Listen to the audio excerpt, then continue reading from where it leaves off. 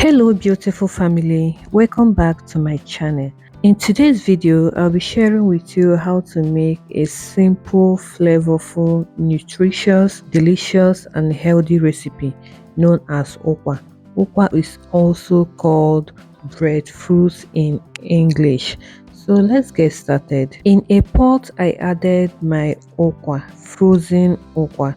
If you have the fresh one, it's still very okay, but for this recipe I use the frozen one because I always buy my okwa in bulk, then prep and store them in my freezer for easy use, which I'll be sharing with you how to prep and store your okwa for up to 1 year in my next video. So when I added the frozen okwa to the pot, I added some water. Add enough water because this is going to cook for a little longer period of time.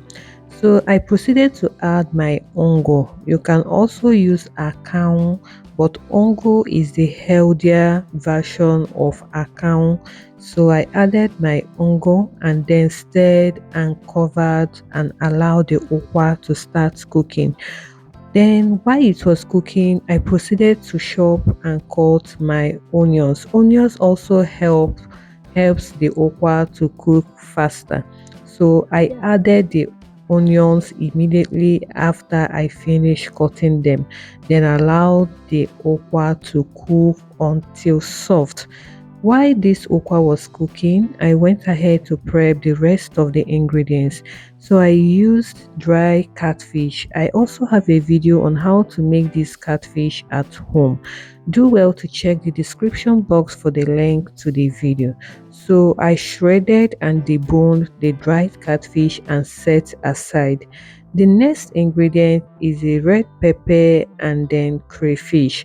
I used to because this pepper is too peppery. So I added to a blender, added some water and then blended into paste.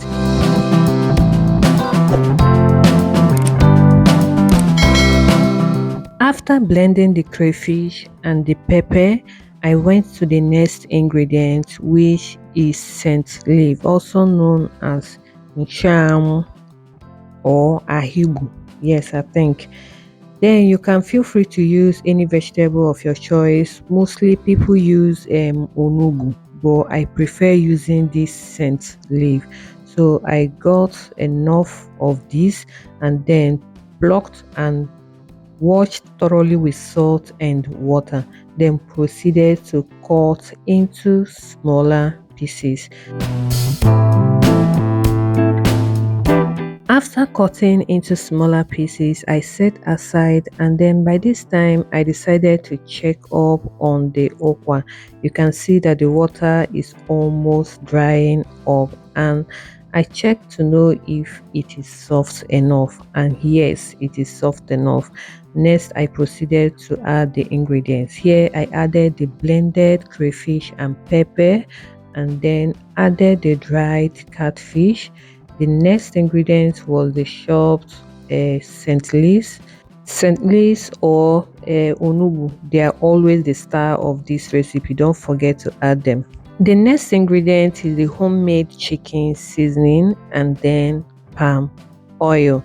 Don't add salt at this point if you still want your okwa to still get softer. Salt is always the last ingredient I add. From what I was taught, salt makes the okwa not to cook faster.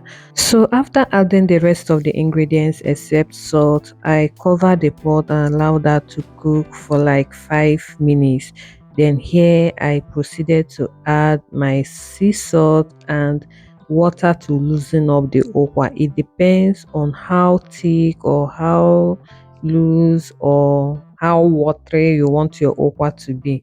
And if you still want your okwa to be softer than this, you can still proceed to cook furthermore, but don't add salt till when you've gotten the consistency that you want.